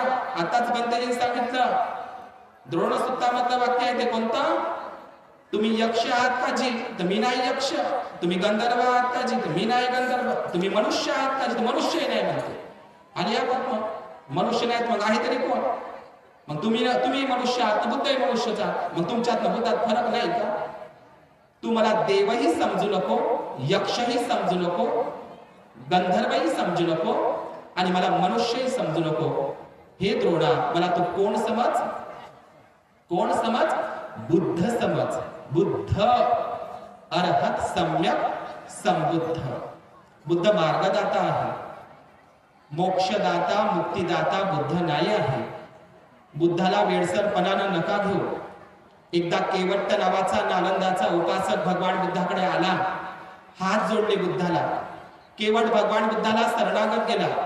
त्यांना आजीवन शरणागत पत्करलं केवटनं. बुद्धाला म्हणत आहे, बुद्धा, तुमचा धम्माचा मार्ग किती अनुपम आहे. मला समजला पण अनेक लोकांना समजून नाही राहिला तो. तुम्ही काय करा, काही थोडा चमत्कार करून दाखवा ना. चमत्कार करून दाखवा म्हणते केवट. नालंदाचा होता तो. काहून? त्याचा उद्देश खूप प्रामाणिक होता. लवकर अधिकाधिक लोकांना भगवान बुद्धाकडे ते आकर्षित होतील. भगवान बुद्धाने कधीही चमत्कार शिकवला नाही, सांगितलाही नाही. पिंडोल भारद्वाजाचं उदाहरण आहे का तुम्ही? किंवा वैशालीच्या सुनखताचं उदाहरण ऐकलं? चमत्कार भगवान बुद्धाने शिकवला नाही. पिंडोल भारद्वाजाला विनय बनवला की भिक्खूंनो, जर चमत्काराद्वारे धम्म मागे पडेल आणि चमत्काराला उधाण येईल, जसं आज उधाण येत आहे. लक्षात घ्या. म्हणून भगवान बुद्धांचा धम्म हा भिक्खूला चमत्कार साठी विरोध करत आहे. आपण मार्गदाता बुद्ध स्वीकारा ना. तुम्ही मार्गदाता बुद्ध स्वीकारा. मुक्तिदाता मोक्षदाता नाही, भगवान बुद्ध स्वतः सांगत असतात. म्हणून आपण आंधळेपणानं नाही, श्रद्धा असावी, डोळस श्रद्धा असावी, पण आंधळेपणानं आपण बुद्धाला, धम्माला, संघाला स्वीकारू नये. आताची भंतेजीनं सांगितलेलं आहे, जगातलं पहिलं संविधान सम्राट अशोकाचं ते नष्ट केलं. 84,000 शिलालेखांचं संविधानाच्या, हे संविधान बुद्धाची लोकशाही तत्व प्रणाली आहे. भंतेजी नेहमी सांगत असतात, ballot paper, ballot paper, ballot paper. मतदानाची प्रक्रिया, जे तुम्ही मस्त पोटाला शाई लावता आणि मतदान करता का नाही? मग हे बॅलेट पेपर कोणाचं आहे? डॉक्टर बाबासाहेब आंबेडकर म्हणतात, ही बॅलेट मतदानाची प्रक्रिया मी माझे गुरु तथागत गौतम बुद्ध यांच्याकडून घेतलेली आहे. समजलं तुम्हाला? मग बाबासाहेब काय म्हणतात की बुद्धाच्या वेळी, आताच नाही, काही उपासक उपासिकाला आम्हाला म्हणतात, भंतेजी आजकालची भंतेजी तर लयच झगडे करतात, लयच वाद घालतात. बुद्धानं सांगितलंय, शेवटी तथागत बुद्धाला सोडून जावं लागलं. कौशांबी मधली सुस्वराराम घोषिताराम मधली ती घटना आहे. कौशांबीला भिक्खू संघामध्ये इतका वाद विकोपाला गेला होता, बुद्ध निघून गेले जंगलामध्ये. तर बुद्धांच्याही काळामध्ये, बुद्धांच्या समकाळामध्ये भिक्खू आणि भिक्खुणी संघामध्ये काही व्हायचे वादविवाद. बिना वादविवादाशिवाय विनयपीठक नाही बनवलं. विनयपीठक ही कलमच आहे एक प्रकारची. मी जेव्हा 75 सेखीय नियम वाचतो, हे 75 सेखीय नियम केवळ श्रामणेरी भिक्खू भिक्खुणीसाठी नाही आहे. तो पर्सनॅलिटी डेव्हलपमेंटचा अभ्यास आहे, व्यक्तिमत्व विकास. तुमची आई, तुमचे बाबा सांगतात तुम्हाला, आणि मी तुम्हाला लहानपणी ह्या गोष्टी मला माझी आई सांगायची. ए उभ्यानं पाणी नको पेव रे, ए लहानचा घास घे रे, ए खाली पाहून जेव रे, ए लागलं तेवढंच वरण घे रे. ह्या गोष्टीच तर आहे 75 सेखीय नियमामध्ये. ह्याच गोष्टी, हा व्यक्तिमत्व विकास, पर्सनॅलिटी डेव्हलपमेंटच्या अभ्यासासाठी किती लोक पैसे खर्च करतात. पण जगामध्ये भगवान बुद्धांचे 75 सेखीय नियम केवळ श्रामणेर भिक्खू भिक्खुणीसाठी नाही, प्रत्येक तरुण युवा पिढीनं ते आत्मसात केले पाहिजे. म्हणून त्याच्यासाठी भंतेची लोक तुम्हाला श्रामणेर शिबिरामध्ये बोलावतात. ह्या साध्या साध्या गोष्टी एक आई किंवा एक पिता आपल्या मुलाला मुलीला कसे सांगतात, लहानपणापासून वळण देतात, हेच 75 सेखीय नियमामध्ये आहे. 75 सेखीय नियमामध्ये. म्हणून या जगामध्ये तथागत बुद्ध, द लाईट, अलोका. मी अलोकाची गोष्ट सांगतो आणि थांबतो. ते ख्रिश्चन बांधव अलोकाचं किती कौतुक करत आहे, हात जोडत आहे. काही काही महिला तर व्हीलचेअरवर येत आहे. ख्रिश्चन बांधव आहेत ते, पण त्यांना माहित आहे, कारण ते भारतात आलेले आहे. त्यांनी बुद्धाचं नाव ऐकलेलं आहे, बुद्धांच्या लेण्या बघितलेल्या आहेत. चिवराकडं कोणच पाहत नाही. विदेशामध्ये असं ट्रॉफिक जाम झालेलं आहे, त्या कुत्र्यालाही वंदन करतात. म्हणजे तुम्ही लक्षात घ्या, एक कलकत्त्याच्या गल्लीतलं आवारा कुत्र विदेशामध्ये जाते, त्या कुत्र्याचा एवढा सन्मान आहे.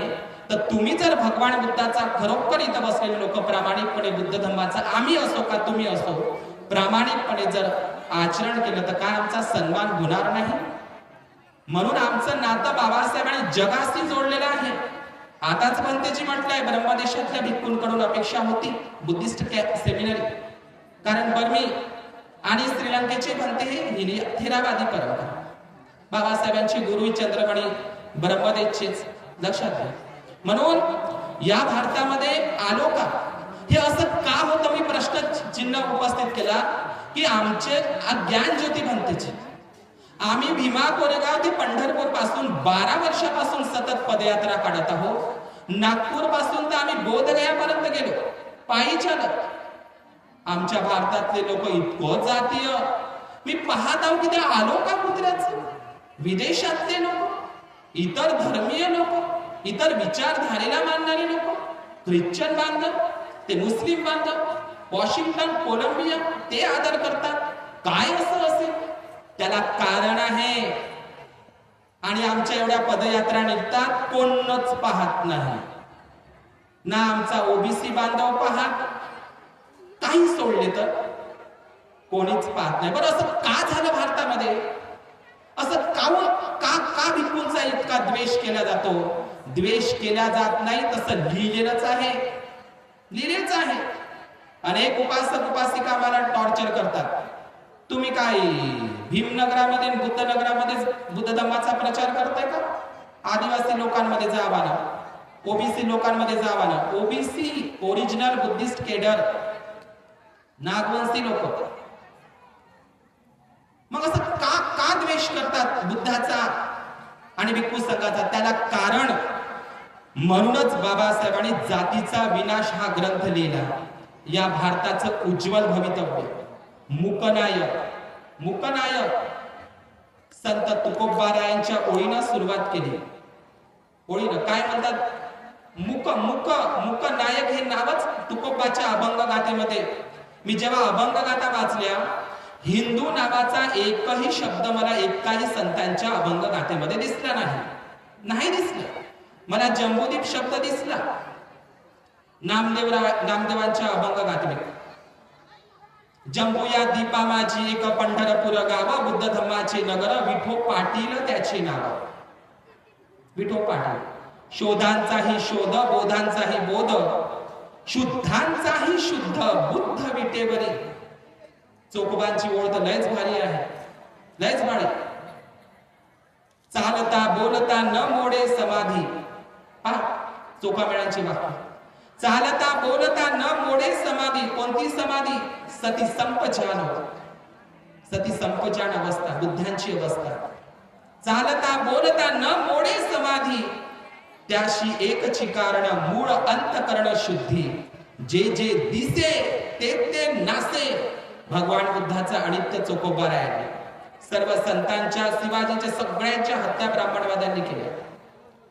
का भारतामध्ये बौद्ध भिक्खूंचा आणि बुद्धाचा द्वेष केला जातो? द्वेष केला जात नाही. बाबासाहेबांना जातीचा विनाश ग्रंथामध्ये लिहावं लागलं, म्हणूनच ते भाषण रद्द झालं, पुस्तकाच्या रूपात आलं. जात पात तोडक मंडळ लाहो. काय लिहिलं होतं असं बाबासाहेबांनी? ते भाषणच रद्द झालं. बाबासाहेबांनी मनुस्मृती तर जाणलीच होती, पण बाबासाहेब मनुस्मृतीवर भागले नव्हते. काय बोलले? या गोष्टीसाठी, या ओळीसाठी ते भाषणच रद्द झालं. कोणत्या ओळी होत्या? या भारतामध्ये जाती व्यवस्थेला, वर्ण व्यवस्थेला, पोट जाती व्यवस्थेला, उच्च नीचतेला, विषमतेला खत पाणी देणारे सर्वच ग्रंथांना सुरुंग लावला पाहिजे. पहा, सर्वच ग्रंथ म्हणजे समजलं तुम्हाला, केवळ मनुस्मृती नाही, सुरुंगच लावला पाहिजे. ह्या वाक्यासाठी बाबासाहेबांचं ते भाषणच रद्द झालं. तुम्ही नाही बोलायचं तसं, आम्हाला काही उपासक उपासिकामध्ये नाही बोलायचं तसं, बोलणारच आम्ही, एकही काना मात्र बदलवणार नाही. समजलं? सत्य बोललंच पाहिजे, बोललंच पाहिजे. तर हे मूकनायकाचं जे ओळीच सुरुवात केली तुकोबारायच्या, काय करू आता धरुनिया भिड निशंक तोंड वाजविले, कोणी नव्हे येथे मुकियाचा जाण, सार्थक लाजोनी हित नव्हे. मुक्यांचा जाणणारा कोणीच नाही, मीच आता या मुक्यांचा मूकनायक बनतो. आणि तेव्हापासून कालचे मुके. आताच भंतेजीने ओळख सांगितली, कोणती? तोंड असून बोलता येत नव्हतं. कसं चुरू चुरू बोलून राहिलो मी, बोलून राहिलो का नाही? कोणामुळे? मुक्याला वाचा फोडली ना, नाही तर असंच होतं. तोंड असून बोलता येत नव्हतं आणि बोललं तर आम्हाला दाखवलं भीमगर्जनामध्ये, जीभ कापल्या जात होते. डोळे असून पाहता येत नव्हतं, आमच्या संभाजी महाराजांचे जिवंतपणे डोळे काढले. बरोबर आहे की नाही? नाही पाहत आहेत, वर्त पाहून चालतेस तू, वर्त पाहून. डोळे काढल्या जात होते. कान असून ऐकता येत नव्हतं आणि ताठ मानेनं जगता येत नव्हतं. या मुक्यांना वाचा फोडणारा कोण झाला? मूकनायक. मूकनायक, मुक्यांचा मूकनायक.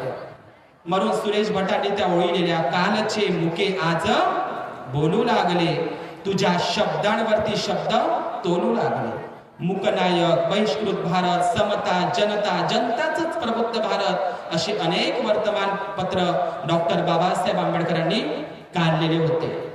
आणि म्हणून अलोकाची मी गोष्ट सांगतो की भारतामध्ये असा का बुद्धाचा द्वेष केला जातो. आता आमच्या या, मी तर नाही गेलो थायलंडला, पण काही आमचे भिक्खू जातात.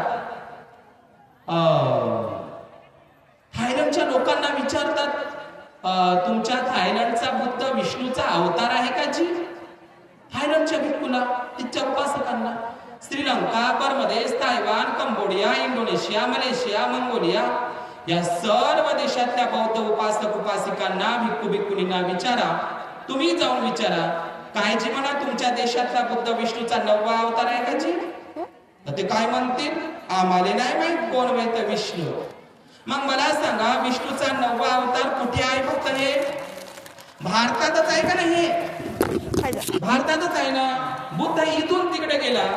बुद्धाला मी तर मग एका, आमची एक देशमुख बाई होती, तिला मी विचारलं, आमची ओबीसी बाई होती, नाही देवपूजा करायची. आई म्हटलं, विष्णूचा 9वा अवतार वामन आहे, नरसिंह आहे, कल्की आहे, परशुराम आहे, राम आहे, कृष्ण आहे. हे विष्णूचे अवतार तुझ्या देवघरामध्ये दिसते आणि तू म्हणत आहे की विष्णू हा 9वा अवतार आहे, बुद्ध हे विष्णूचा 9वा अवतार आहे. मग तू बुद्धाची पूजा का करत नाही देवघरामध्ये? तुला नाही समजलं. लक्षात घ्या, बुद्ध विष्णूचा 9वा अवतार नाही आहे, विष्णूच बोधिसत्वाचा अवतार आहे.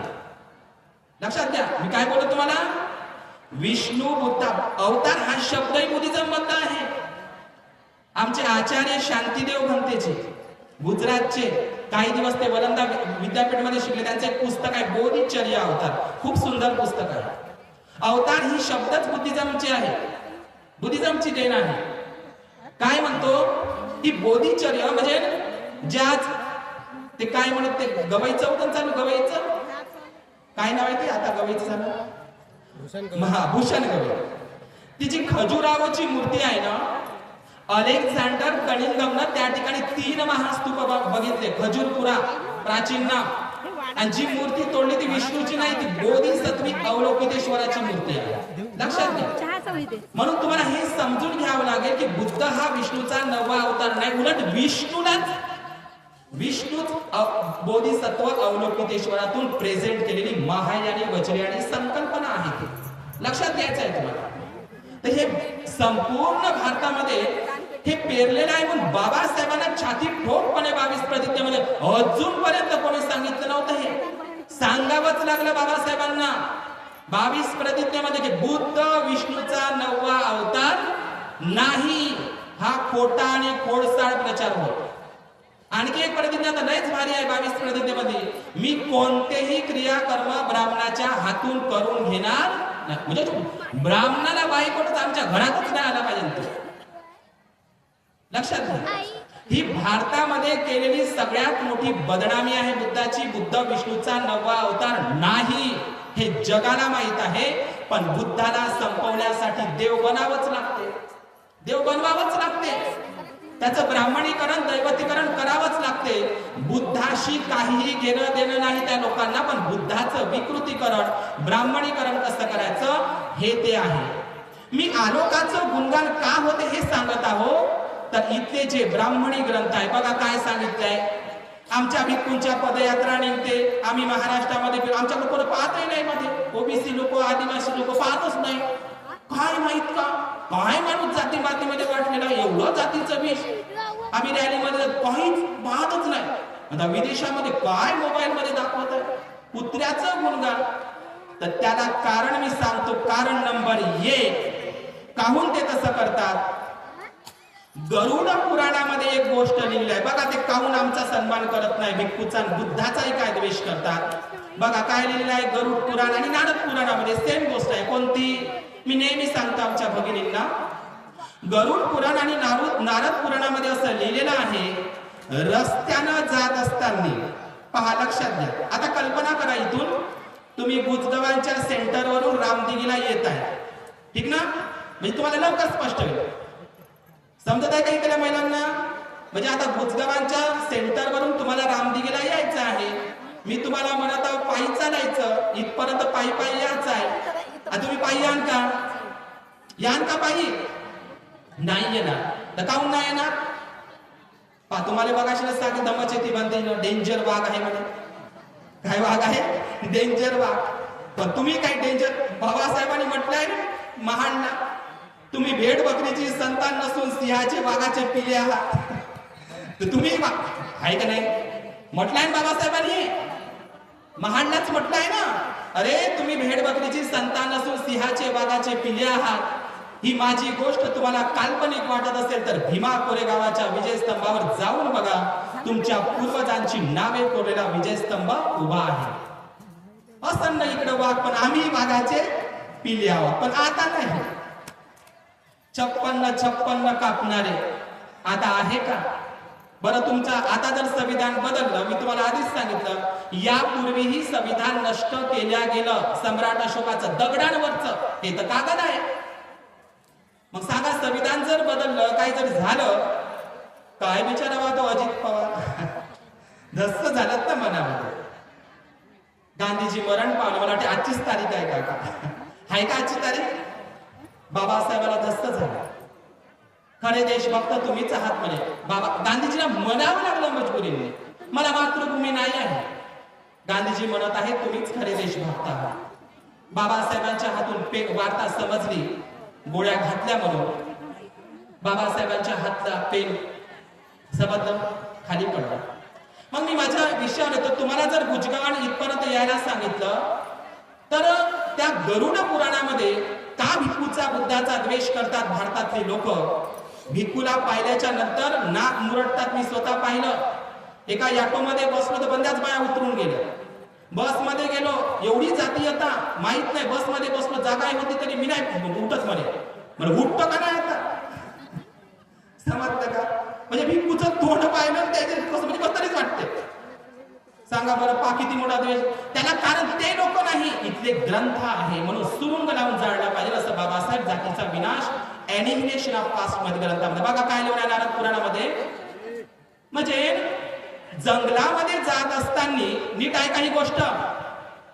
जंगलामध्ये जात असताना तुमच्या माग जर एखादा वाघ सिंह मागे लागला. गरुड पुराण नारद पुराणामध्ये पहा कशी भूताची बदनामी केली आहे. तुमच्या माग जर वाघ सिंह लागला रस्त्यामध्ये, जंगलामध्ये तुम्ही एकटे जात आहात आणि तुमच्या माग वाघ नाही हत्ती, तुम्ही जंगलामध्ये एकट्यानं जातात ना, तुमच्या मागं काय लागलाय? हत्ती. आता तो हत्ती आहे पिसाळलेला. आता पिसाळलेला हत्ती तुमच्या मागं लागलेला आहे. जंगलामध्ये तुम्ही एकटेच आहात, कोणच तुमचा जीव वाचवण्यासाठी नाही, मदतही करण्यासाठी नाही. जंगलामध्ये तुम्ही संकटात सापडलेले आहात आणि तो हत्ती तुमच्या मागे लागला. आता मागे लागला, तुम्हाला तो दिसला पिसाळलेला हत्ती. आता हत्ती मागं लागणं म्हणजे मरण आहे का नाही? ते मरणच होय ना. त्याला दिसलं, अरे अरे अरे अरे हा पिसाळलेला हत्ती आहे, माझ्या मागे लागलाय, आता माझा जीव घेते, आता मला हा मारून टाकणार आहे. तर मग हा व्यक्ती पुढे पुढे पुढे पुढे धावत आहे, हत्ती त्याच्या माग माग. तो पुढं पुढं जीव वाचवण्यासाठी पुढं पुढं पुढं पुढं हाका मारते, हाकान करते, कोणच त्याचा जीव वाचवासाठी नाही. जंगलात संकटात एकटाच सापडलेला आहे. लोकांना आवाज देता पण कोण चिट पाकणू त्या जंगलामध्ये नाही. तो पुढे पुढे, हत्ती मागे मागे. तो पुढे पुढे, हत्ती मागे मागे. एवढ्यात काय झालं? रस्त्याच्या बाजूला, कल्पना आहे, रस्त्याच्या बाजूला एक भल्ल मोठं बुद्ध विहार लागलं. बुद्ध विहाराचे दरवाजे उघडे होते. बुद्धाच्या विहारामध्ये बुद्धाची सोन्याची चम चम चम करणारी बुद्ध मूर्ती होती. त्या बुद्ध विहाराला काही दरवाजे नव्हते. बुद्ध विहाराचे दरवाजे खुलेच होते. बुद्धाची सुंदर सोन्याची मूर्ती होती. हा रस्त्यानं जाता जाता हत्ती माग लागला आणि त्याने रस्त्याच्याच बाजूला हे भल्ल मोठं बुद्ध विहार, दरवाजे खुले दिसले. आता मला सांगा, हत्तीपासून जीव वाचवण्यासाठी त्या व्यक्तीनं कुठे जायला पाहिजे? कुठे जायला पाहिजे? पटकन बुद्ध विहारात घुसायला पाहिजे ना, पटकन दरवाजे लावायला पाहिजे. जीव वाचन का नाही? वाचन का नाही? पण गरुड पुराणामध्ये, नारद पुराणामध्ये असं लिहिलेलं आहे, हत्तीच्या पायानं मरण कबूल करा, पण बुद्ध विहारात पाय ठेवू नका. काय आमचे ओबीसी आदिवासी बांधव पाय ठेवतील? सांगा आता.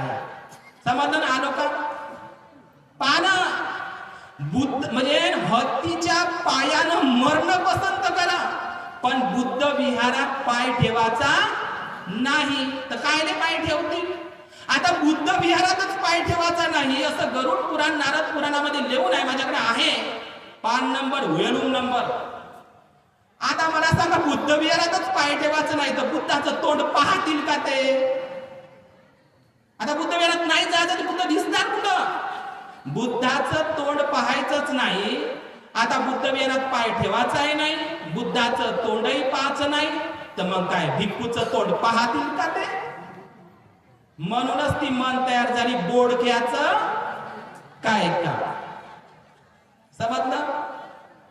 रामायणामध्ये, अरण्यकांडामध्ये तर सरळच लिहिलेलं आहे, बुद्ध हा चोर आहे. कसं वाटते तुम्हाला? चोर. आणि जो बुद्धाला मानतो, बुद्धाच्या मताला मानतो, त्याला दंड दिला पाहिजे. रामायणामधलं, अरण्यकांड मधलं सर्ग 22 नंबर मधली गोष्ट आहे. समजलं? हे ग्रंथामध्ये लिहिलेलं आहे. म्हणून लोक बुद्धाचा आणि बौद्ध भिक्खूंचा राग करतात. हेच कारण भारतामध्ये हत्येचं झालं. भिक्खूंची डोके कापण्यात आली. एका एका भिक्खूचं डोकं कापण्यासाठी 10,000 सोन्याची नाणी मोजल्या गेली. हे भारतामध्ये झालं. लक्षात घ्या. आम्ही आज म्हणत आहोत ते आलोका कुत्रा आणि ते कोरियन भिक्खू, त्यांचं किती स्वागत करत आहे, जंगी स्वागत आहे, किती आदर करत आहे त्या चिवरांचा, भिक्खूंचा. पण भारतामध्येच ती परिस्थिती होती. आमच्या भारतामध्ये चायनाचा फाययान भिक्खू आला, युआनशांग आला, इस्तिंग आला, हायचो आला. आता भारतातले लोक तिकडे शिकायला जातात. पण एक काळ असा होता, सोन्याची चिडिया होता भारत. भारतामध्ये बुद्ध विहाराची बौद्ध विद्यापीठ झाली. कशाची विद्यापीठ झाली? बुद्ध विहाराची बौद्ध विद्यापीठ झाली. नालंदा हे विद्यापीठ नव्हतं, सारीपुत्ताचं घर होत ते.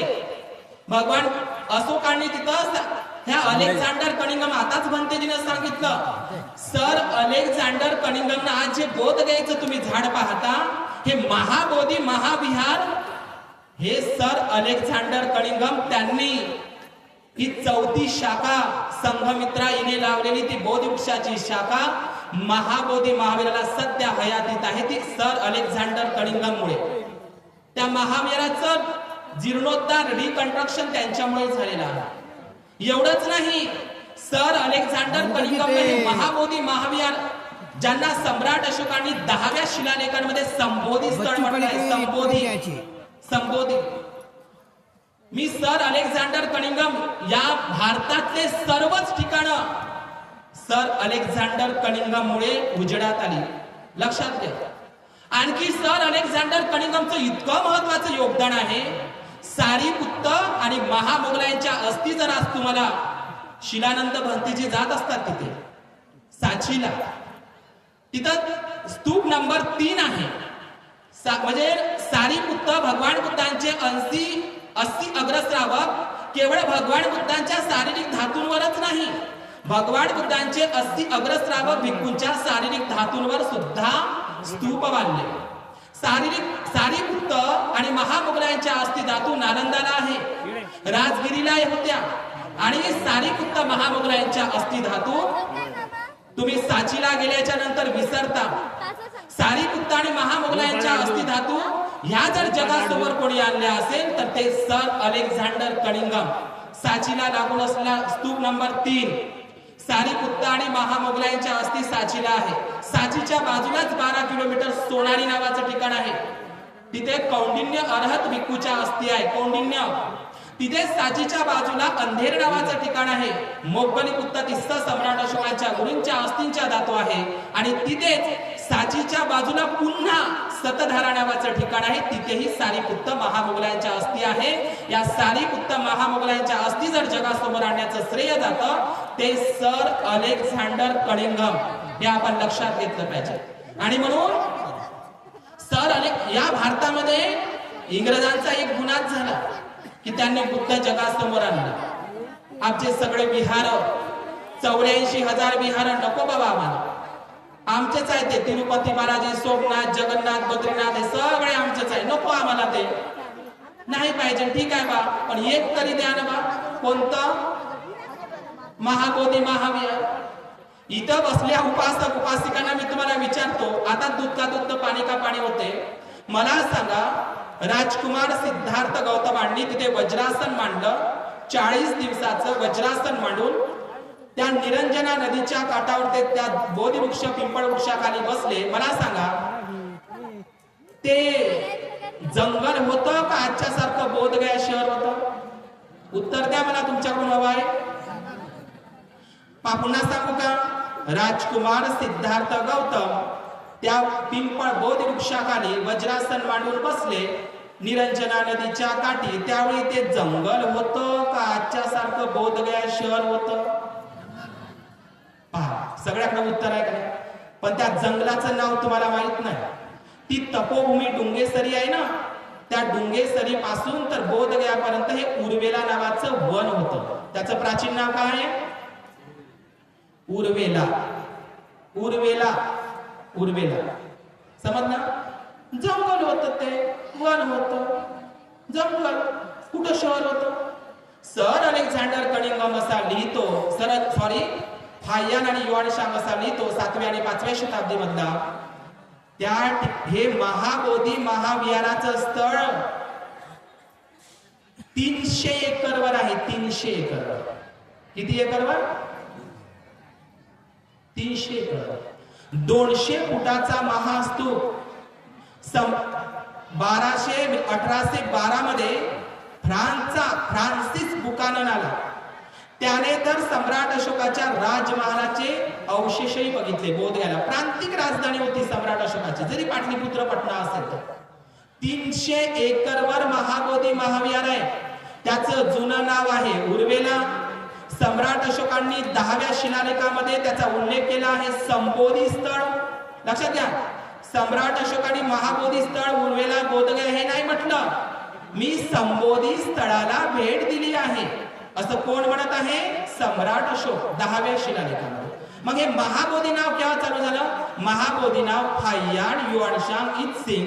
आता महाबोधी महाविहार म्हणजेच आजचं बोधगया. काही बाया बुद्ध गया, बुद्ध गया, बुद्ध गया नाही, बुद्ध आया.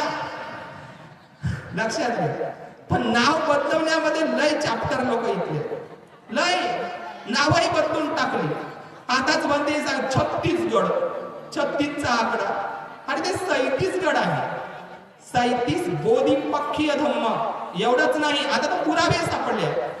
बुद्धाच्या आईचे महामाया देवीचे 37 मंदिर विहार आहे तिथे छत्तीसगडला. हे तुमचे इथं बुलढाण्याचे लोक आले, त्याचं बुलढाणा नाव नाही, बुद्ध ठाणा आहे, पण नाव बदलत नाही विषय. बुद्ध ठाणा, पमाद ठाणा. ठाणा म्हणजे ठिकाणा. लक्षात घ्या, शिवाजीचा जन्मच बुद्ध लेणीमध्ये झाला आहे. मी ते नाही सांगणार. तर लक्षात घ्या, मी महाबोधी महाविहार, हे महाबोधी नाव अलीकडलं आहे, बोधगया आहे. ते 300 एकरवर होतं. 300 एकरवर. त्या ठिकाणी फाय्यान आला. लक्षात घ्या, मी महाबोधी महाराजचा मुद्दा सांगून थांबतो. फाय्यान आला 5व्या शताब्दीमध्ये. आता फाय्यान आला, त्यांनी सर्व स्थळांना भारताना जम्बूद्वीपाला पालथं घातलं आणि मग तो महाबोधी बोधगयाला आला. आल्याच्या नंतर तो असा म्हणतो की मी जेव्हा भारतामध्ये जम्बूद्वीपामध्ये आलो, मला भारत स्वर्गासारखा वाटला. कोण म्हणत आहे असं? फाय्यान म्हणतो, युआन शांग आला स्वर्ग असा म्हणत आहे. मला भारत जम्बूद्वीप स्वर्गासारखा वाटला. कशामुळे? 84,000 महाविहार, महास्तूप, लोक स्वातंत्र्य, समता, बंधुता, न्याय, समतेनं ममतेनं नादत आहे. किती मस्त लोक आहे. मला स्वर्गासारखाच जम्बूद्वीप भारत वाटला. फाय्यान म्हणतो. लक्षात घ्या, सगळं पाणी शब्द आहे हे आमचे त्रिपिटकामध्ये. सगळं बुद्धानं कधी स्वर्गाची आशाही दाखवली नाही आणि नरकाची भीती दाखवली नाही. इथंच कर, इथंच भर आणि इथंच मर. बुद्धाचा कम्म विभाग पेराल तसे उगवेल. लक्षात घ्या, स्वर्ग फाय्यान युवानिशान मला स्वर्गासारखा वाटतो. आता तो फाय्यान काय म्हणतो त्याच्या डायरीमध्ये, मी तिथे आल्याच्या नंतर मला तिथं 200 फुटाचा महास्तूप दिसला आणि ते 300 एकरवर ते ठिकाण होतं. अनेक मनोती स्तूप होते, पारिभोगिक स्तूप होते, उद्देशिका स्तूप होते, शारीरिक स्तूप होते, बोधी वृक्ष होतं, आजूबाजूला अनेक विहार होते, छोट्या मोठ्या मूर्त्या होत्या, पालकालीन होत्या. असं ते सगळं त्यांनी वर्णन केलेलं आहे. कोण म्हणतो असं? फाय्यान म्हणतो असं. लक्षात घ्या. तर त्यांनी मात्र हे वर्णन केलं नाही तिथं का मी जेव्हा महाबोधी महाविहाराला भेट दिली, फाय्यानं मला म्हणते त्या ठिकाणी बुद्धाशिवाय काहीच दिसलं नाही. हे म्हणते आमचे शिवलिंग होतं तिथं. सांगा आता, तिथं 5 पांडव बनवले तर पण तिच्याच बुद्धाच्या मूर्त्या घेतल्या आणि त्यानेच साड्या चुनऱ्या घालून दिल्या आणि डोळे बसवून दिले चांदीचे. पहा, बनव तिच्याच मूर्ती, तिच्याच मनोती स्तूप घेतला पान काळातला, त्याचा कार्बन डेटिंग आहे, त्याला मनोती स्तूप बनवलं, शिवलिंग म्हणून पूजत. आता तर अलीकडे गारोची छोटीशी रामाची मूर्ती बसवली, पुन्हा अन्नपूर्णा देवी बसवली. आता अन्नपूर्णाचा इतिहास सापडतो, कारण सुजाताची जी दासी होती तिचं नाव पुन्हा होतं ना, अन्नपूर्णा. तीच आहे बोधगया बकरोर. ते सुजाताचं गाव जवळच आहे. सुजाताकडे तुम्ही जाता, अन्नपूर्णा, तिचं नाव अन्नपूर्णाच आहे. जाऊ दे, तुम्ही सांगणार नाही. तर तिथं आता फाय्यांना जर बघितलं असतं, तिथं हे लोक म्हणते आमचे 5000 वर्षापूर्वीचे तिथं आहे देवठाणं मांडलेले. मग फाय्यानं लिहा लागत होतं ना, मला तिथं शिवलिंग दिसलं, 5 पांडव दिसले, अन्नपूर्णा दिसली, शिवलिंग दिसलं, रामाची मूर्ती दिसली, गणपती दिसला आणि विष्णू दिसला. काऊन नाही लिहिलं? मग आला युआन शांग 7व्या शताब्दीमध्ये, इत्सिंग आला 8व्या शताब्दीमध्ये, हायचो आला कोरियाचा. त्यांनी लिहिलं आम्हाला त्या ठिकाणी शिवलिंग दिसली नाही, काहीच दिसलं नाही, आम्हाला फक्त काय दिसलं तिथं? बुद्ध दिसला. आणि हे लोक म्हणतात आमचं तिथं आहे. बरं आहे तर आहे, तिथं आहे. आमचा प्रश्न कोणता आहे? जगभरातले लोक, आताच भंतेजीनं उल्लेख केलेला आहे, अश्वघोषाचं बुद्ध चरित्र नावाचं पुस्तक आहे, सौंदर्यानंद. बघा किती केबीसी मध्ये कौन बनेगा करोडपती मध्ये हा प्रश्न विचारला होता.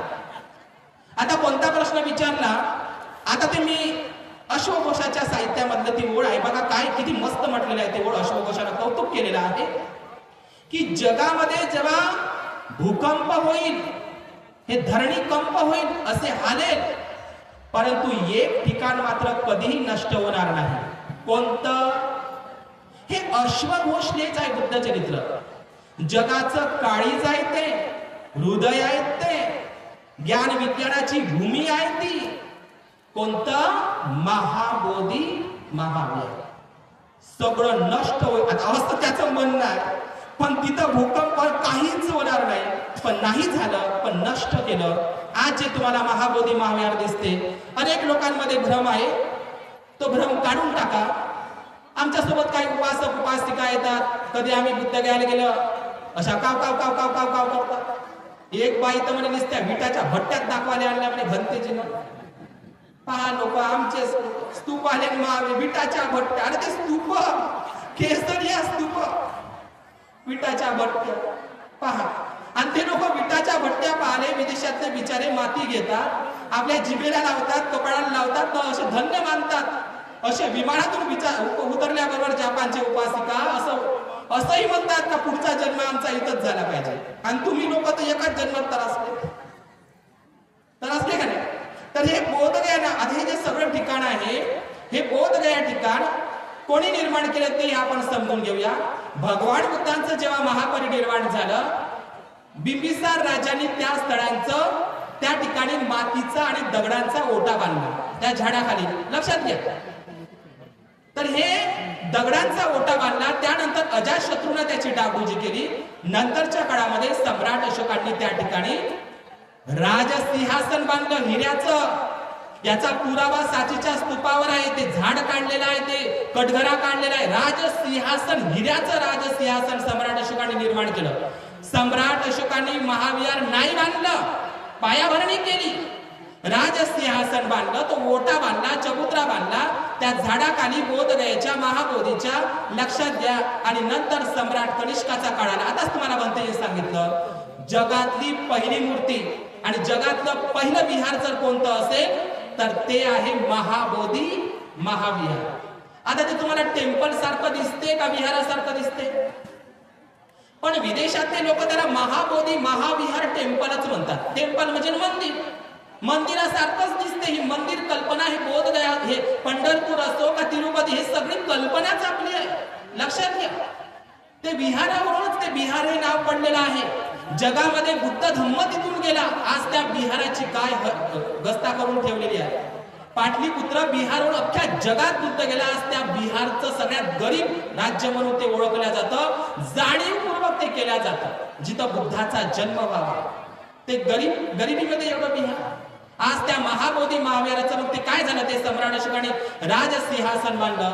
सम्राट कनिष्कानं गंधारला आणि मथुरेला एकाच वेळी मथुरेची लाल दगडातली मूर्ती तयार केली. सम्राट कनिष्क त्या ठिकाणी आले. त्यांना तो ओटा दिसला, झाड दिसलं बोधी वृक्षाचं. त्यांना असं वाटलं की ह्या ओट्यावर आपण बुद्धाची मूर्ती. तर त्या ठिकाणी बुद्ध मूर्तीची प्रतिष्ठापना केली. आणि आज जे तुम्हाला महाविहार दिसतं ते गुप्त काळातील आणि पाल काळातील आहे, हे लक्षात घ्यायचं आहे. पाल काळातील पण पायाभरणी सम्राट अशोकापासून झालेली आहे. मी या ठिकाणी थांबतो. बराच विषय, पण येणारी जी पौर्णिमा आहे माघ पौर्णिमा, माघ पौर्णिमेचं खूप महत्व आहे. भगवंतानी महापरिनिब्बाणाची घोषणा केली होती. कुठे? वैशालीला. बाबासाहेबांनी घोषणा केली 1935 ला, मी हिंदू म्हणून जन्मलो पण हिंदू म्हणून मरणार नाही.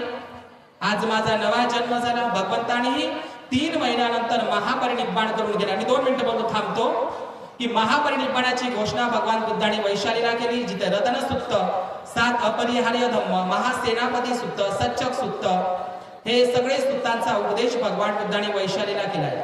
जगातलं सगळं लोकशाही तत्वप्रणाली ही वैशाली होती. वैशालीलाच भगवान बुद्धांनी आपलं भिक्षापात्र दान केलं. त्या भिक्षापात्राचा वाद अजूनही चालू आहे. केसरिया महास्तूप, ज्या माघ पौर्णिमेला, जिथं तुम्ही कोल्हुआ वैशालीला गेले तुम्हाला एक स्तंभ उभा दिसते, सम्राट अशोकाचं सिंहाचं तोंड दिसते. त्या दिशेनं ते तोंड केलेलं आहे. भगवान बुद्ध वैशाली पासून केसरिया पासून ते लौरिया नंदनगड, लौरिया पासून लौरिया अरेराज, त्यानंतर चंकीगड, पावा, अशा ठिकाणी भोग वगन, हे असे सगळे ठिकाण मग ते भगवान बुद्ध त्या ठिकाणी गेले. आज भगवान बुद्धांनी जे भिक्षापात्र दान केलं, जसं तपस्सू भल्लिकला केस धातू दान केले होते, जे आज ब्रह्मदेशला श्वेडागण पॅगोडामध्ये आहे, त्याच प्रकारे भगवान बुद्धांनी आपलं भिक्षापात्र दान केलं होतं. ते भिक्षापात्र केसरिया, त्याच्यावरही अतिक्रमण केलेलं आहे. लक्षात घ्या. आणि ते भिक्षापात्र सम्राट कनिष्कांनी गांधार देशामध्ये, अफगाणिस्तानमध्ये नेलेलं आहे. ते सध्याला काबूल संग्रहालयामध्ये आहे. भगवान बुद्धाचं प्रतिकात्मक ते भिक्षापात्र आहे. लक्षात घ्या. आनंदाचं महापरिनिर्वाण माघ पौर्णिमेला झालेलं आहे आणि महाप्रजापती गौतमी मला वाटते तिची ही जयंती आणि ते परिनिर्वाणाचा दिवस असं माघ पौर्णिमेचं महत्व आहे. आनंदाचं परिनिर्वाण वैशालीला झालं. त्या ठिकाणी गंडकी नदीच्या ठिकाणी अजातशत्रू आणि लिच्छवी लोकांनी महास्तूप उभारला. आनंदाचं खूप मोठं, मी आनंदाचे ते 8 नियम सांगितले, एक विषय मी सांगणार नाही. आनंदासारखा गुड मॅनेजर उपस्थापक ज्यांनी 8 नियम लागू केले, 82,000 सुक्त त्याच्या पाठ होते. बरं झालं आनंद हा उपस्थापक होता, त्यांनी कंठस्थ करून ठेवले, पाठ करून ठेवले. जर 160 सुक्त अनाथ पिंडकाला पाठ असतील तर आनंदाचं खूप मोठी भूमिका आहे की आज आम्हाला बोलता येतं, एवढे ग्रंथ तयार झाले. आनंदानं 84,000 सुक्त, 82,000 काही अरब भिक्खूंचे होते 84 पैकी, तरी 82,000 सुक्ताचं संगायन आनंदानेच केलेलं होतं. आनंदाचं खूप मोठा आहे. आनंद म्हणत होते भगवंता हे 8 नियम पाळा. सगळे लोक म्हणत होते सारीपुत्त आणि महामोगलांना की निवड होऊ दे यांची बुद्धाच्या सेवेसाठी. तर सारीपुत्त आणि महामोगलांना भगवंत म्हणतात की नाही, तुम्ही धम्माचा प्रचार करा. त्यानंतर आनंद हा भगवान बुद्धाचा उपस्थापक मॅनेजर तो नियम लागू करतो. खूप सुंदर नियम आहे, ते खूप सुंदर आहे. भगवंताने मला कधी आपल्या भिक्षापात्रातलं चांगलं स्वादिष्ट भोजन देऊ नये, मला त्यांनी चिवर देऊ नये, निमंत्रणासाठी नेऊ नये. आणि भगवान बुद्धाने मला आलेला कोणताही उपदेश येऊन सांगावं. कोणाला काय सांगितलं, कुठं काय सांगितलं, कुठं काय बोललं, कुठं हे सगळं माझ्याकडे येऊन सांगायचं. जसे लोक आता मोदीच्या मागे फिरतात का नाही, मला लागत होता मोदी तिकडं जाऊ तिथं थांबतो. भवतु सब्ब मंगल, भवतु सब्ब मंगल. हे आमचं जंगलावर अतिक्रमण आहे, समजलं. पुढच्या वर्षी भीमा कोरेगाव ते पंढरपूरची रॅली आहे. पुढच्या वर्षी तुम्हाला चालायचं आहे सिद्धनाथ महाराजच्या ठिकाणी. 18 किलोची तलवार आहे तिथं सिद्धनाथ महाराजची. आता वेळ आलेली आहे ती, समजलं का. आम्ही रक्त सांडवणारी माणसं नाही. मी तुम्हाला सांगत नाही. पुढच्या वर्षी कळंबी हे सांगलीमध्ये सिद्धनाथ महाराजचं गाव आहे, तिथे चिलखत आहे आणि 18 किलोची तलवार आहे.